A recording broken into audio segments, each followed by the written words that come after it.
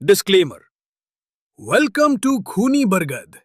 इस चैनल पर दिखाई जाने वाली सभी कहानियां, किरदार और घटनाएं पूरी तरह से काल्पनिक हैं और केवल मनोरंजन के उद्देश्य से बनाई गई हैं।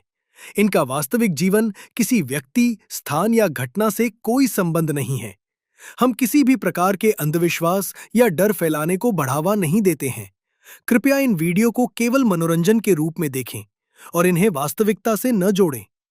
इस चैनल का कंटेंट डरावना हो सकता है, इसलिए छोटे बच्चों और संवेदनशील दर्शकों को सावधानी बरतने की सलाह दी जाती है। खूनी बरगद का उद्देश्य सिर्फ आपको रोमांच और मनोरंजन देना है। धन्यवाद। कहते हैं ना, बिहार की पुरानी हवेलियों में कई राज दफन है। हमारी आज की कहानी भी कुछ ऐसी ही है, एक राज की कहानी जो मुख्यमंत्री आवास के एक बंद दरवाजे के पीछे दफन है।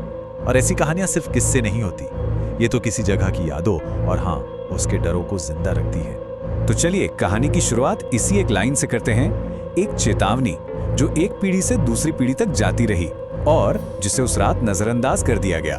तो कहानी का जिक्र है एक बंद कमरे का। अब देखिए, बिहार में ऐसी कहानियां तो बहुत सुनने को मिलती हैं।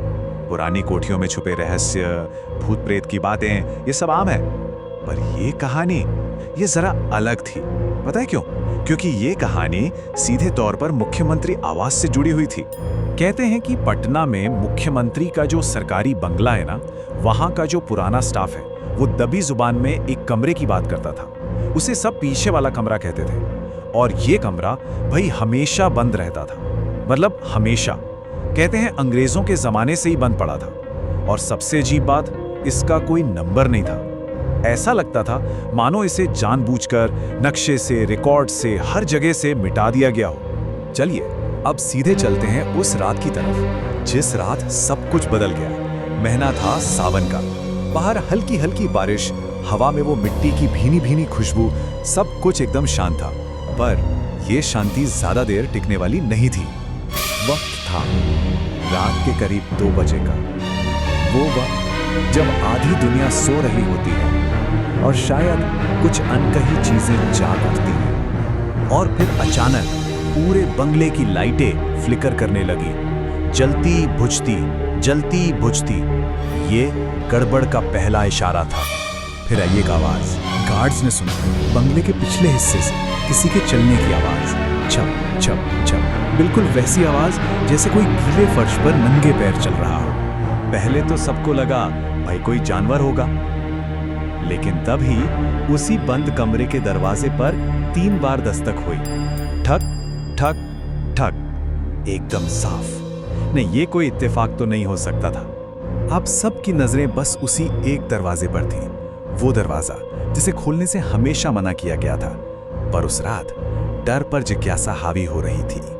खैर, इस अजीबोगरीब घटना की जांच करने के लिए खुद मुख्यमंत्री उस तरफ बढ़े।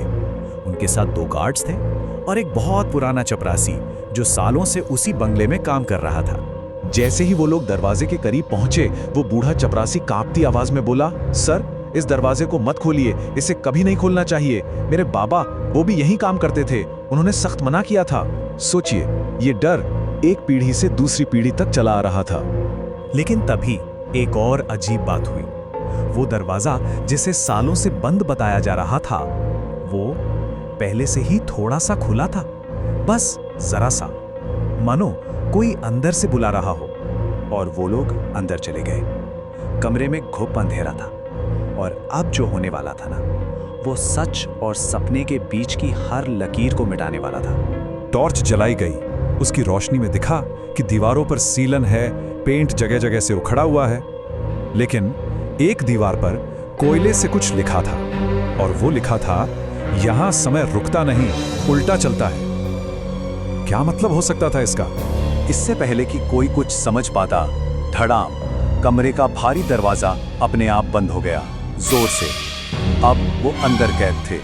घबराहट में टॉर्च की रोशनी कमरे में घूमी और फिर जो दिखा उसने तो सबके होश उड़ा दिए।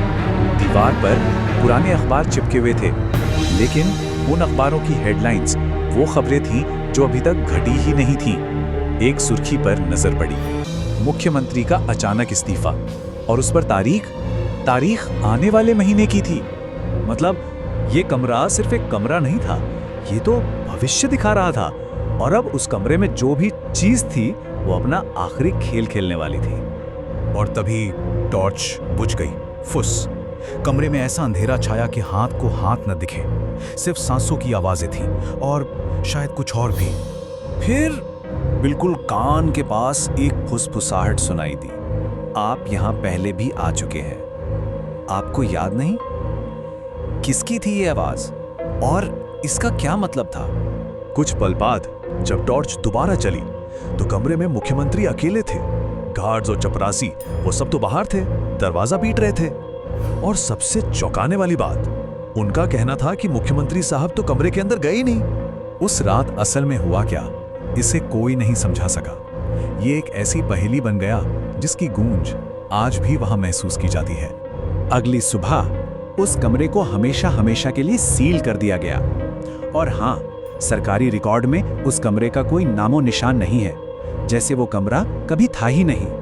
लेकिन बंगले में काम करने वाले लोग आज भी दबी जुबान में कहते हैं कि जब जब बारिश की रातें होती हैं, बंगले के उस हिस्से से नंगे पैरों के चलने की वो छप-छप की आवाज आज भी सुनाई देती है।